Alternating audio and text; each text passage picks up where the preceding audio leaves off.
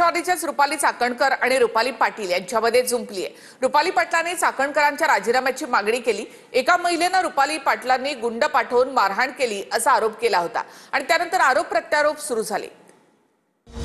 एका महिलेच्या व्हिडिओमुळे राष्ट्रवादीच्या 2 रुपालींमध्ये पेटलं।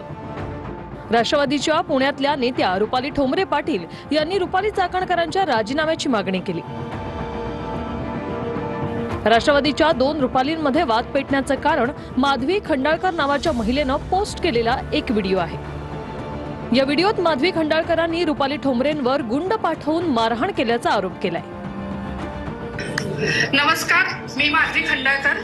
आता रुपाली पाटीलने आणि तिच्या घरच्यांनी मिळून माझ्यावरती हल्ला केलेला आहे आणि लवकरात लवकर त्यांना शिक्षा व्हावी आणि त्यांना खरंच राष्ट्रवादीमधून निलंबित करण्यात यावं माझी कळकळीची विनंती आहे। आता इथं गुंड पाठवून मला मारामारी केलेली आहे माझ्या घराच्या बाहेर।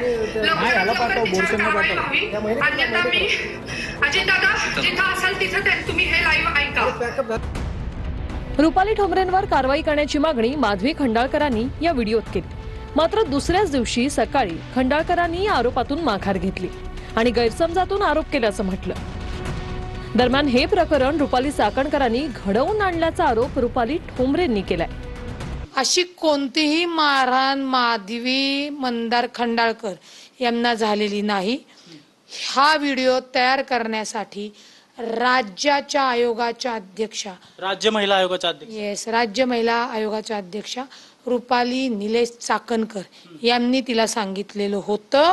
आता तुम्ही म्हणताल काय पुरावा आहे, तर माधवी मंदार खंडाळकर 2019ला म्हणजे मी जेव्हा मनसेची लोकप्रतिनिधी म्हणून काम करायचे तेव्हा ही रुपाली चाकणकर सोबत ज्या त्या अध्यक्ष होत्या शहराच्या, त्यांच्या सोबत गौरी जाधव आणि माधवी खंडाळकर ह्या काम करत होत्या। म्हणजे रुपाली पाटील ठोंबरेंच्या विरोधात व्हिडिओ तयार करा असं माधवी खंडाळकरांना महिला आयोगाच्या अध्यक्षा रुपाली चाकणकर यांनी सांगितलं। रुपाली चाकणकर, सोनाली गाडे, खोडसे, तो सैफू, त्यांचा तो पीए पटेल, तुम्ही एका पक्षातले आहे, मग यातून सिद्ध काय करायचं रुपाली चाकणकरांना? रुपाली चाकणकरांना कामावर त्या सिद्ध झालेल्या नाहीयेत आणि त्या एक जेलसी अत्यंत बेजबाबदार व्यक्ती आहेत।